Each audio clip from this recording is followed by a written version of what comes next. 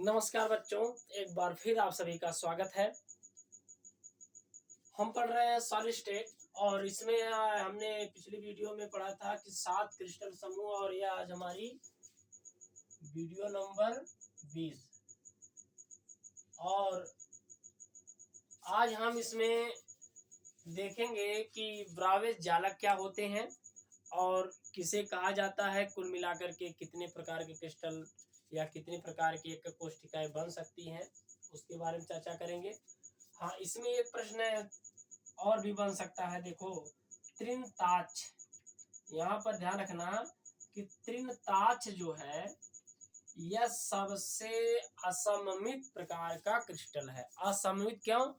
क्योंकि A B C वाली भुजाएं बराबर नहीं होती, ए बी सी भुजा बराबर नहीं होती और अल्फा बीटा गामा वाले कोण भी 90 डिग्री नहीं होते। तो सबसे असममित प्रकार का क्रिस्टल कौन सा है? त्रिनताक्ष होता है। ठीक है, तो आज हम पढ़ेंगे क्या? ब्रावेज जालक के बारे में चर्चा करेंगे। ठीक है, इसी को बताना था। उसमें भी जब हम प्रश्न करेंगे सारे प्रश्न आपको मिल जाएंगे। ठीक है, जल्दी जल्दी करते हैं। थोड़ा वीडियो अधिक 20वें नंबर की हो गई, लेकिन हमने थोड़ा थोड़ा पार्ट करके सबको समेटने की कोशिश की है। अब हम इसके बाद ब्रावेज जालक के बाद हम ऑब्जेक्टिव प्रश्न करेंगे, फिर इसके बाद घनत्व वाले प्रश्न लेंगे, इसके बाद दोष के बारे में पढ़ेंगे, तो हमारा यह लेसन समाप्त हो जाएगा। थोड़ा हम ज्यादा समय ले रहे हैं और अच्छे से पढ़िएगा। सभी प्रश्न आपको बोर्ड परीक्षाओं में मिल जाएंगे। बोर्ड परीक्षा ही नहीं, कोई कंपटीशन वाली परीक्षा भी है, सभी प्रश्न इससे मिल जाएंगे। ठीक है, तो आज हम पढ़ेंगे फिर ब्रावेज जालक। ब्रावेज जालक, ठीक है, यहाँ पे देखेंगे ब्रावेज जालक। ब्रावेज जालक, ब्रावेज जालक, ब्रावेज जालक के बारे में चर्चा करेंगे। ब्रावेज जालक, ब्रावेज जालक क्या होता है? देखो, यह जो एक गणितज्ञ थे, फ्रांस के गणितज्ञ थे, फ्रांस के गणितज्ञ थे और 1848 में इन्होंने बताया, इनका पूरा नाम है ऑगस्ट ब्रावेज। इन्होंने बताया कि 7 क्रिस्टल समूहों को, इन्होंने क्या बताया कि हमने पढ़ा तो 7 क्रिस्टल समूह, इन्होंने बताया कि 7 क्रिस्टल समूहों को उनके एकक कोशिकाओं में, उनकी एकक कोशिकाओं में, एकक कोशिका माने यूनिट सेलों में, 7 क्रिस्टल समूहों को उनकी एकक कोशिकाओं में अवयवी कणों के आधार पर 14 विभिन्न प्रकार के त्रिविम जालकों में व्यवस्थित किया जा सकता है, जिसे ब्रावेज जालक कहते हैं। करेक्ट हो गया। तो यही बातें हैं, व्यवस्थित करते हैं, व्यवस्थित ना करके हम क्या कह देंगे, विभाजित करते हैं। ठीक है, तो देखो यहाँ पर शुरुआत में आपको लिखने के लिए पूछेगा ब्रावेज जालक क्या है। तो इसमें जो शुरुआत में है, इन्होंने बताया था कि सन 1848 में ऑगस्ट ब्रावेज,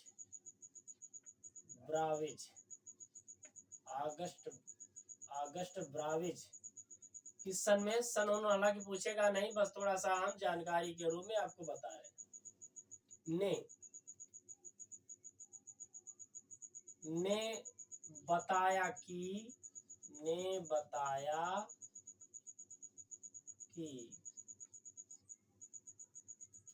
बताया कि 7 क्रिस्टल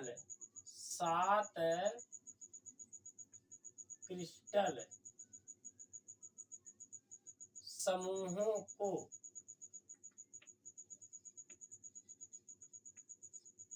सन 1848 में ऑगस्ट ब्रावेज ने बताया कि 7 क्रिस्टल समूहों को, ध्यान रखना, 7 क्रिस्टल समूहों को उनकी, 7 क्रिस्टल समूहों को उनकी एकक कोशिका में, उनकी यूनिट सेलों में, उनकी एकक कोशिका या यूनिट सेलों में, उनकी एकक कोशिका में, ध्यान रखना ये बात, 7 क्रिस्टल समूहों को उनकी एकक कोष्ठिका में अवयवी कणों के आधार पर में अवयवी माने जिनसे बने हैं, अवयवी कणों के आधार पर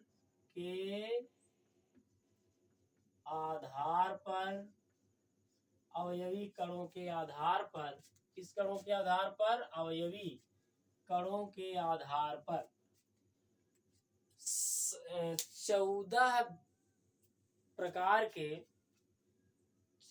विभिन्न प्रकार के आधार पर 14 विभिन्न प्रकार के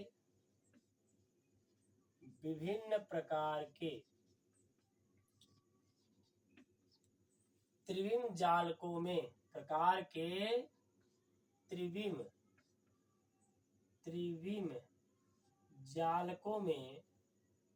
त्रिविम जालकों में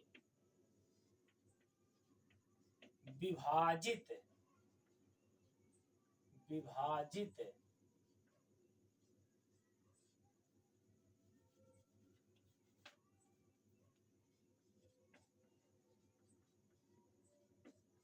त्रिविम जालकों में विभाजित किया जा सकता है।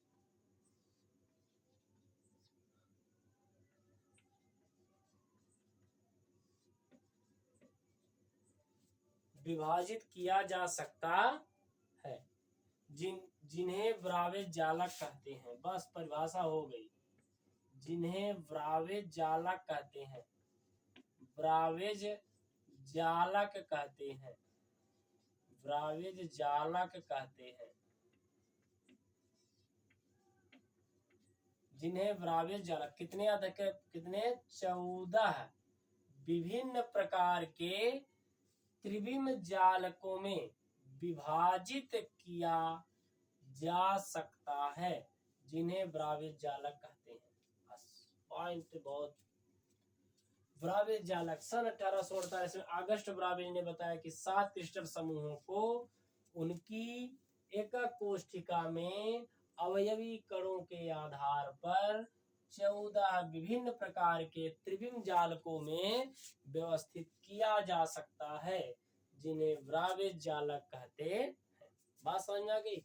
मतलब 7 क्रिस्टल समूह है और उन्हें यूनिट सेल में कन्वर्ट करना है। तो यूनिट सेल में जो कण होते हैं, कण कहाँ कहाँ पर होते हैं, उसकी व्यवस्था के आधार पर 14 प्रकार के हमारे यूनिट सेल बनते हैं। यूनिट सेल बनता है, लेकिन यूनिट सेल कई प्रकार के होते हैं। सरल एससीसी होता है, बीसीसी होता है, एफसीसी होता है, ईसीसी होता है। तो कुल मिलाकर के टोटल जो 7 होते हैं, टोटल मिलाकर के 14 प्रकार के क्या होते हैं, त्रिविम जालक में विभाजित किया जा सकता है। तो कह रहा 14 विभिन्न प्रकार के 7 क्रिस्टल समूहों को उनकी एकक कोष्ठिका में अवयवी कणों के आधार पर 14 विभिन्न प्रकार के त्रिविम जालकों में विभाजित किया जा सकता है, जिन्हें ब्रावेज जालक कहते हैं। बात समझ में आ गई? अब हम देखते हैं, माने इसकी संख्या को देख लेते हैं। ठीक है, यहाँ पर आप देखेंगे इसकी संख्या को। चलिए ठीक हो जाएगा। अब ब्रावेज जालक में हम एक सारणी के रूप में देख लेते हैं संख्या के आधार पर क्या है।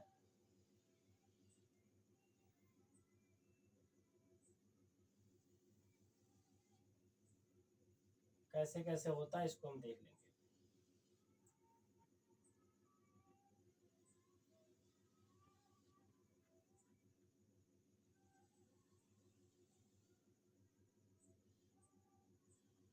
देखो, यहाँ क्रिस्टल समूह लिखते हैं, यहाँ पर लिखते हैं क्रिस्टल समूह। क्या लिख दे रहे हैं? क्रिस्टल समूह। ठीक है, फिर यहाँ पर लिख रहे हैं ये मतलब है यूनिट सेल, यानी लिख देंगे त्रिविम जालकों की प्रकार या एकक कोष्ठिका के प्रकार।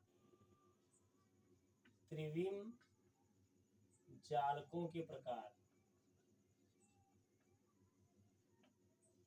के या एकक कोष्ठिका या एकक कोष्ठिका के प्रकार या एकक कोष्ठिका के प्रकार। और इसमें जालकों की संख्या माने जालकों की संख्या देख लेते हैं। ठीक है, तो 7 क्रिस्टल समूह में हम त्रिविम जालकों के प्रकार। सबसे पहले हम देखेंगे घनीय में। अगर घनीय प्रकार का यूनिट सेल है, हमने बताया कि यूनिट सेल एकक कोष्ठिका का प्रकार होती है, 4 प्रकार बताया हमने एकक कोष्ठिका। अब हमें 7 प्रकार के हमें एकक कोष्ठिकाएं प्राप्त होती है। मतलब क्रिस्टल समूह कितने प्राप्त होते हैं? 7। और एकक कोष्ठिका में कण कितने होते हैं उसके आधार पर कुल मिलाकर के 4 बनते हैं। लेकिन घनी में कौन कौन से होती हैं? घनी, अगर ये घनी क्रिस्टल समूह है तो हमें SCC मिलेगा। माने क्या मिलेगा? आद्य वाली, आद्य का मतलब SCC मिलेगी। ठीक है, अंतः या काय केंद्रित मिलेगी। अंतः या काय केंद्रित माने होता है BCC मिलेगी। माने घनी में हमें यूनिट सेल जो होगा, कण केवल कोनों पर भी हो सकते हैं, कोनों के साथ साथ कण माने उस यूनिट सेल के बीच में हो सकते हैं, कोनों के साथ साथ कण कहां पर हो सकते हैं? फलक पर। तो इसमें लिखेंगे फलक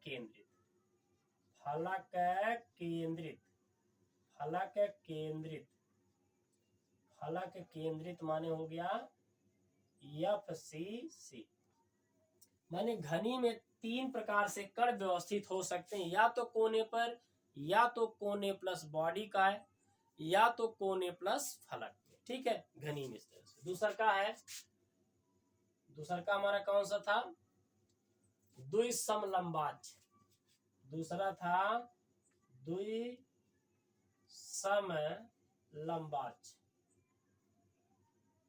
द्विसमलंबाक्ष या चतुष्कोणीय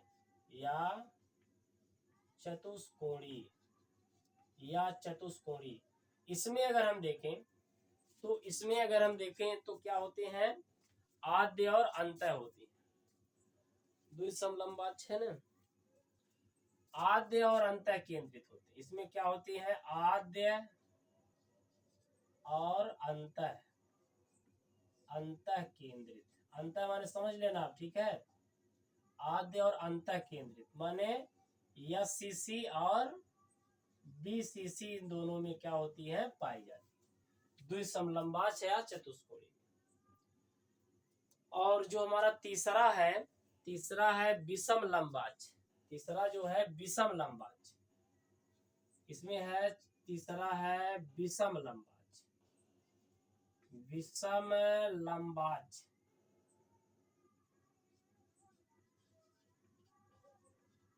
विषम लंबाक्ष में अगर हम देखें तो विषम लंबाक्ष में चारों प्रकार की मिलती है।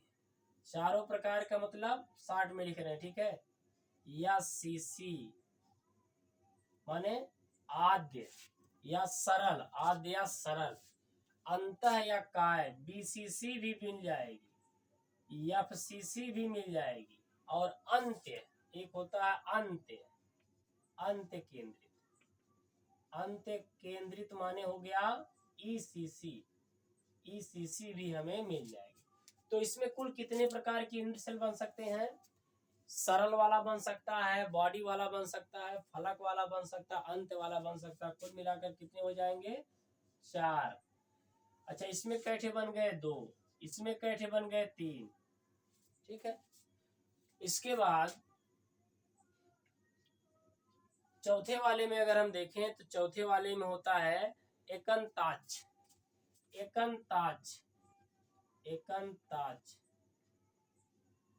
एकंताक्ष में इसमें आद्य और अंत्य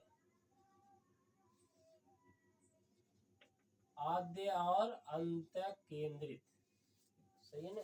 आद्य और अंत केंद्रित, आद्य और अंत केंद्रित। तो कुल मिलाकर के अंत केंद्रित का मतलब हो गया ये एस सी सी हो गया और यह हो गया ई सी सी। तो इसमें कुल मिलाकर के हो गए 2। ठीक है, पांचवें वाले में अगर हम आए, पांच, अब बाकी सब में आद्य ही बनते हैं, बाकी सब में क्या बनते हैं, आद्य। तो त्रिनताच, एकंताच के बाद आता है त्रिनताच।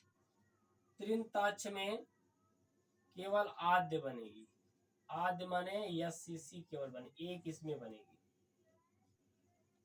छठा है क्या नाम है, ऑर्थोरोम्बिक ने षटकोणी देख लेते हैं। षटकोणी, षटकोणी में भी क्या बनेगी, आद्य, आद्य यस सी सी बनेगी, माने 1 आ जाएगा। सातवें वाले में त्रिसमन्ताच, त्रिसमन्ताच, त्रिसमन्ताच, त्रिसमन्ताच में भी क्या बनेगा, आद्य बनेगा। इसके लिए भी कितना हो गया, एक ही, एक हो गया। और कुल मिलाकर 7 हो गए, 3 4 5 6। तो 3 में क्या होते हैं, आद्य। कुल टोटल कितना आ गया, टोटल, टोटल देखेंगे, टोटल कितना आ गया, कुल है 14। देखो 3 2 5 4 9 2 11, 11 3 मैंने 3 2 5 4 9, 9 5 14, कुल मिलाकर कितने हो गए, 14। कितने हो गए, 14 प्रकार के आ गए। ठीक है, यही हमसे पूछा था।